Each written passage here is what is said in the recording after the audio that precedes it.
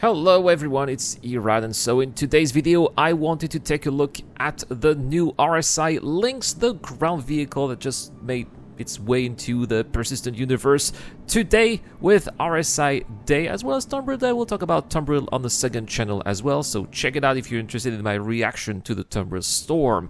So, what is the RSI Lynx? It is the luxury variant of the Ursa Rover, pretty much the same vehicle, but on the inside there are quite a few differences. On the outside it looks quite luxurious indeed, but here's the inside. So pretty easy. You enter the vehicle from the door. There's no back door here. Instead, there's this very nice window that you can see.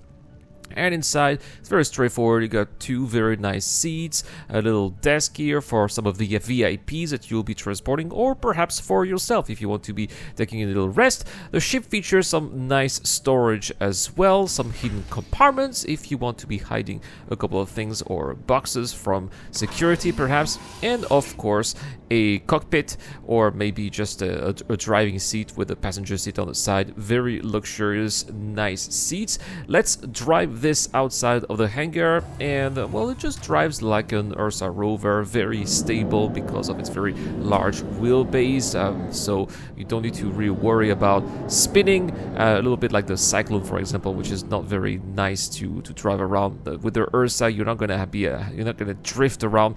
It's very straightforward and a very pleasant experience. So I was able to drive very quickly from the hangar all the way to my Mercury Starter, which was parked a little bit on the outside here at Microtech, and so I will see if we can fit this one inside. And yeah, it's a tight fit, and you can see that this vehicle is quite big, just like an Ursa Rover, but it does fit inside a Mercury Starter, so that's great news. We'll be taking this Lynx all the way to space and do a couple of missions, or at least one mission, to see how it goes. So here we go, let's go to space, and probably since I cannot find any suitable mission here on Microtech, I'll go to Hurston, which is why we are taking off here from Everest Arbor, of course. And so we will be doing an entrenched bounty hunting mission. This is not going to be one of those in the cave, but in a bunker that's basically a drug lab. So here we go, we are taking off, going away Everest Arbor right there. I love, by the way, the visuals as we see the station zipping away in the back, and we're traveling around the planet. Now in 3.19 it's very annoying when you go to these drug labs because they don't have a direct marker, so you have to take a long flight all the way to your destination. Of course, for the purpose of this video, I am going to skip that process, but you gotta know that it took me about 6 minutes to go there. It was about 500 kilometers from the closest point, so very annoying. But anyway, it's almost pitch dark here. I had trouble finding a good spot, but landed here with the Mercury Starter, and so we are going to make the rest of the way so that we don't get shot with the Lynx right here. Now you can see that I don't really know where I'm going. I'm trying to find the bunker, but the Lynx does have some serious climbing capabilities. I was very surprised. I thought that it would get stuck on those rocks here, but actually somehow it can climb them. And when you are on very rough terrain like I am at right now, this can be very practical. It's pretty much exactly like an Ursa Rover. As the developer said here, it's got the same chassis, the same capabilities of an Ursa Rover, but it doesn't have the same type of defenses, which is why if you are getting shot, you're probably going to have less durability. Oh, looks like somebody here should have had a ground vehicle. See, this is what's happening when you do not have a ground vehicle. You get too close to the station and your ship is destroyed.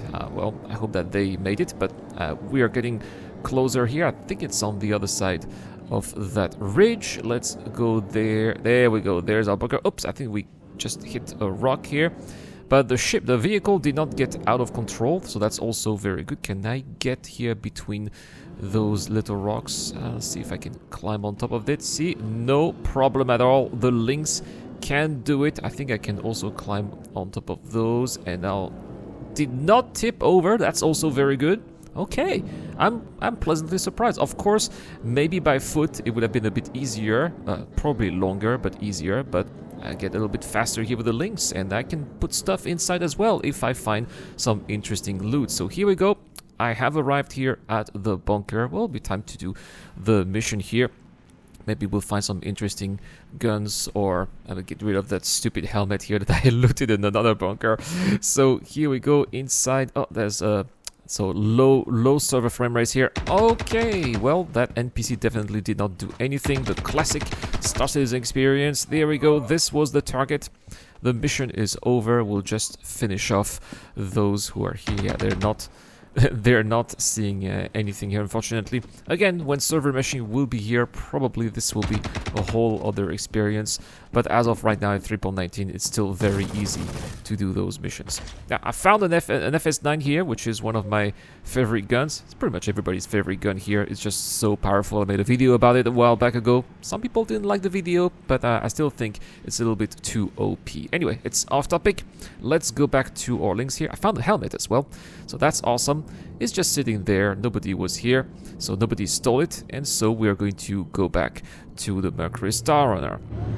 So it's daytime now, so it will be easier to see where we're going, but I noticed that there's something that's really quite a drawback here of the RSI Lynx, and that is that big strut there on top, which really hinders visibility, especially when the terrain is very uneven and you got some little hills that you have to climb over.